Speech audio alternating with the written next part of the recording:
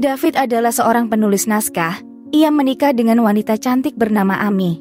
Pasangan itu memutuskan untuk pindah ke rumah masa kecil Amy di pedesaan, dan David berharap hal itu akan memberinya inspirasi untuk naskah barunya yang sedang ia kerjakan. Dalam perjalanan, mereka berhenti di sebuah restoran untuk memesan makanan. Saat mereka berbincang, mereka didatangi seorang pria tampan bernama Charlie. David kemudian meminta izin untuk mengambil bir, hingga meninggalkan Charlie bersama Amy. Ternyata keduanya pernah berpacaran di sekolah menengah atas, dan sepertinya Charlie masih menyimpan perasaan cinta terhadap Amy. Di bar, David bertemu dengan seorang pria bernama Tom. Ia adalah seorang pelatih olahraga. Tom mabuk berat, dan ia hampir saja memukul bartender karena mengusirnya pergi. David merasa terkejut dengan kejadian itu, karena ia tidak terbiasa dengan aksi kekerasan. David juga bukan orang yang sangat pemberani, sehingga orang-orang bisa dengan mudah menjatuhkannya. David menyewa jasa Charlie untuk memperbaiki atap gudang yang rusak disebabkan oleh cuaca buruk. Charlie pun berjanji, ia akan berada di sana bersama teman-temannya di pagi hari. Di luar, David sedikit kaget melihat pria dewasa namun berperilaku seperti anak kecil bernama Jeremy duduk di dalam mobilnya. Untungnya Amy segera mengendalikan situasi dan mengeluarkan Jeremy secara halus dari mobil mereka. Mereka melanjutkan perjalanan menuju rumah dan melihat-lihat yang ada di dalam rumah setelah tiba. Mendiang ayah Amy adalah seorang pemburu. Ia suka mengkoleksi senapan berburu dan juga perangkap beruang. Sayangnya senjata-senjata itu hanya untuk pajangan, dan Amy tidak tahu cara memperbaiki perangkap beruang yang sudah lama tak digunakan. Di pagi hari, David terbangun karena musik yang kencang dan menemukan Charlie bersama teman-temannya sudah berada di atas atap. David juga terkejut ketika seorang pria berjalan masuk tanpa izin ke dalam rumah, lalu mengambil bir atau apapun yang mereka inginkan. Ketika David memberitahu hal ini pada Amy, ia hanya mengangkat bahu dan menyebutkan bahwa komunitas tempat mereka tinggal adalah lingkungan yang cukup aman dan semua orang percaya satu sama lain. Yang membuat David sangat tercengang saat Charlie beserta teman-temannya meninggalkan pekerjaan sebelum tengah hari. Charlie berkata bahwa ini adalah musim berburu, jadi mereka semua akan pergi berburu. Charlie juga berjanji akan datang 1 jam kemudian, dan pekerjaan atap akan selesai tepat waktu. Seiring berjalannya waktu, Charlie bersama temannya bernama Norman, Chris dan Big dengan lelucon membuli pasangan tersebut. Mereka membuat komentar tak pantas tentang Amy, juga sering mengikutinya ketika Amy sedang jogging serta berkomentar negatif tentang pakaian seksinya. Kejadian itu membuat Amy sangat kesal dan ingin David menghadapi mereka, namun David malah menyuruh Amy agar berpakaian lebih tertutup. Amy kemudian menuju ke kamar mandi. Ketika ia membuka pakaiannya, Amy sengaja menatap David serta pria lainnya sebagai cara pembalasan. Tetapi Charlie melihat hal itu dengan pandangan berbeda. Ia berasumsi bahwa Amy sedang menggoda dirinya. Charlie memutar musik yang menyebabkan David terganggu, hingga David memutuskan untuk meninggalkan rumah. Namun beberapa saat kemudian, Charlie bersama kelompoknya hampir saja menyebabkan David menabrak truk penuh kayu gelondongan. Karena peristiwa tersebut, mobil David pun harus terpaksa diderek agar ban mobilnya bisa diperbaiki. Di tempat itu, David melihat anak perempuan Tom yang berusia 15 tahun bernama Janice sedang menggoda Jeremy. Tiba-tiba saudara Jeremy bernama Daniel datang dan malah menyalahkan Jeremy akan hal itu. David lalu mengunjungi sebuah kafe untuk menikmati bir, dan tanpa diduga Charlie beserta teman-temannya sedang berada di sana. Kemudian David didekati oleh pelatih olahraga lainnya. Ia mengundang David untuk mendengarkan ceramah serta menonton pertandingan. Acara tersebut adalah tradisi desa, di mana orang-orang berkumpul di gereja lalu setelah itu pergi menonton pertandingan. David berjanji akan menghadiri acara tersebut bersama istri tercintanya. Di tengah ceramah, David meninggalkan gereja karena nyatanya ia bukanlah orang yang religius. Charlie datang untuk menegurnya, tapi David malah menyarankan Charlie agar berhenti mendekati istrinya. Di sebuah acara, Jeremy mendekati Janice yang duduk bersama Amy dan beberapa wanita lainnya. Ketika Tom melihat hal ini, ia langsung memukul Jeremy. Tapi Jeremy membalas dengan berkata jika Janice adalah pacarnya, dan perkataan Jeremy pun menyebabkan Tom lebih murka. Amy tak segan menghentikan aksi Tom. Sementara David merasa jengkel karena Amy telah ikut campur dalam hal yang bukan urusannya. Di rumah, Amy terkejut melihat kucingnya mati dengan cara yang keji. Amy menuduh Norman dan Charlie lah yang telah melakukan hal itu, karena mereka menghilang selama beberapa jam di saat acara barbecue berlangsung. Tapi David ragu untuk menyalahkan mereka. Ia menjawab bahwa Amy serta dirinya telah meninggalkan pintu utama tanpa terkunci sehingga siapapun bisa melakukannya. Keesokan harinya David meminta Charlie serta teman-temannya agar membantu membuka perangkap beruang. Mereka semua mencoba membantu, tapi Amy datang dengan pakaian seksi dan bertanya apakah mereka melihat kucingnya.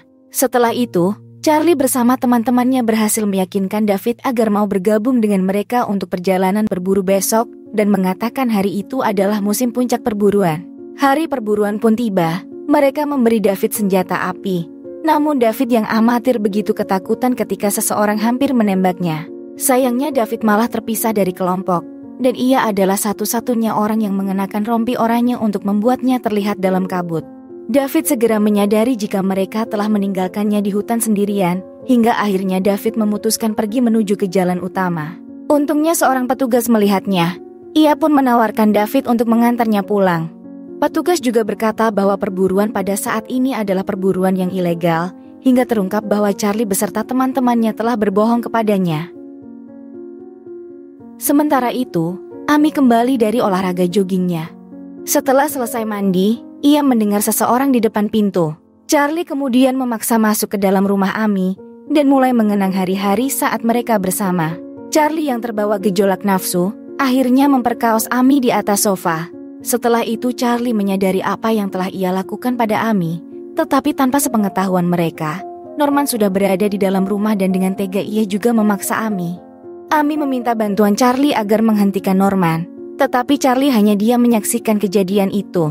Setelah perbuatan yang menjijikan tersebut, keduanya meninggalkan Amy begitu saja tanpa rasa bersalah.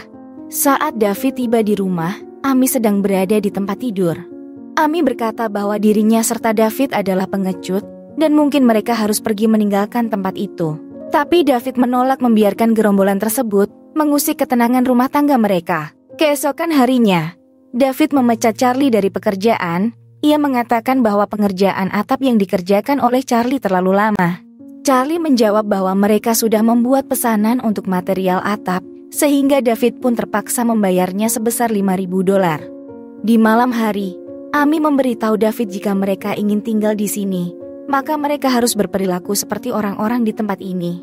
Mereka kemudian berkendara ke acara pertandingan dan duduk di antara penonton lainnya. Sementara itu, Janice mendekati Jeremy dan ia mulai merayunya. Tapi Jeremy masih merasa ketakutan. Ia khawatir jika Tom akan menghajarnya lagi. Namun sayangnya keterbatasan intelektual Jeremy menyebabkan ia melupakan ancaman sebelumnya. Dan ia malah mengikuti Janice ke sebuah ruangan sekolah. Janice mulai mencium Jeremy dan ingin bersenang-senang dengan Jeremy. Sementara itu di lapangan, Tom menyadari bahwa putrinya menghilang. Ia meminta bantuan Charlie untuk menemukan Janice setelah mengetahui bahwa terakhir putrinya terlihat berbicara dengan Jeremy. Tom memasuki sekolah. Ia mulai memanggil nama putrinya dan hal ini membuat Jeremy merasa panik. Jeremy mencengkeram wajah Janice mencoba untuk membuatnya diam. Tapi Jeremy mencengkeram Janice terlalu erat hingga Janice pun meninggal karena kehabisan oksigen. Kembali ke lapangan, pertandingan semakin intensif menyebabkan Amy mendengar teriakan Charlie beserta teman-temannya yang sedang menyemangati para pemain. Hal ini menyebabkan memori peristiwa buruk muncul kembali, hingga Amy pun akhirnya meminta David agar membawanya pulang. Saat di perjalanan pulang, pasangan itu tanpa sengaja menabrak Jeremy yang melarikan diri dari sekolah. Tangan Jeremy patah, sehingga David segera memanggil ambulans karena rumah sakit terdekat berjarak 40 mil. Mereka juga harus membawa Jeremy ke rumah mereka sampai menunggu ambulans tiba. Di lapangan, Charlie mendengar panggilan 911 pada petugas tentang keberadaan Jeremy serta ambulans yang akan tiba. Charlie memberitahu Tom tentang hal ini, dan mereka pun segera pergi ke rumah David untuk bertanya pada Jeremy di mana Janice berada. Mereka tiba di rumah David dan menuntut David untuk menyerahkan Jeremy keluar. David menolak mematuhi permintaannya, menyebabkan mereka mulai menembaki rumah dan melempar batu ke arah jendela. Untungnya rumah tersebut cukup kokoh, sehingga mereka tidak mudah masuk ke dalam rumah. Beberapa menit kemudian petugas datang. Ia memperingatkan gerombolan itu agar tidak berbuat onar dan membawa senjata. Sayangnya Tom tidak memperdulikan perkataan petugas. Dengan amarah ia menembak petugas hingga tewas. Melihat peristiwa mengerikan membuat David panik, tetapi ia harus bertindak cepat. David meminta Amy membantunya membuka perangkap beruang, Ia juga meminta Ami mengambil pistol ayahnya untuk menjaga dirinya. David mematikan semua lampu di ruangan, lalu mengarahkan Ami agar menyembunyikan Jeremy di lantai atas. David bersiap untuk melawan mereka, karena ia tahu bahwa gerombolan di luar tidak akan meninggalkan rumahnya. Charlie menyadari jika David tidak akan mundur dengan mudah, sehingga ia menembak mobil sport milik David hingga meledak. Orang pertama yang tewas dalam pertarungan adalah Chris, di mana ia mencoba masuk melalui jendela, tapi David memaku tangannya ke kayu menyebabkan kaca pecah dan lehernya terluka. Dalam pertahanan, David menyiramkan air panas ke wajah Tom, dan Tom pun beranjak mundur. Mereka mencoba menabrak dinding rumah, agar mereka bisa masuk ke dalam. Melihat ini, Ami menembak mobil itu, hingga akhirnya Norman mengetahui tempat persembunyian Ami. Dengan percobaan berulang, mereka pun berhasil masuk ke dalam rumah. Namun Charlie tidak sadarkan diri karena benturan keras. Tom keluar dari mobil.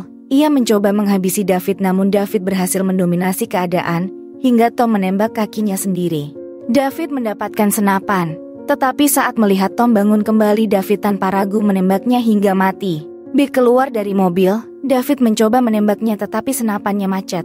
Tanpa membuang waktu, David mengambil tongkat besi dan memukul Big hingga tak bernyawa. Ternyata Charlie sudah siuman. Ia mendekati David berencana untuk menghabisinya. Namun keduanya dihentikan oleh teriakan di lantai atas, di mana Norman mencoba memperkaos Ami lagi. Charlie mulai berdebat dengan Norman, memberi Ami kesempatan untuk mengambil senapan hingga akhirnya menembak Norman hingga tewas. David sekuat tenaga bertarung dengan Charlie, tapi tenaga Charlie lebih kuat dari David hingga ia dengan mudah mengalahkan David. Charlie menendang David hingga jatuh dari tangga. Ia juga bersiap menghabisi David, tapi Ami muncul dengan senapan di belakangnya. Charlie mulai berbicara kasar pada Ami, dan David dengan cepat membenturkan kepala Charlie menggunakan perangkap beruang hingga Charlie tewas mengenaskan. Di adegan terakhir, David tertegun melihat rumah yang terbakar, sementara Ami merasa puas karena orang-orang yang telah melecehkannya sekarang sudah mati. Terima kasih sudah menonton ya guys. Jangan lupa untuk di subscribe, like, komen, dan share. Hatur nuhun pisan.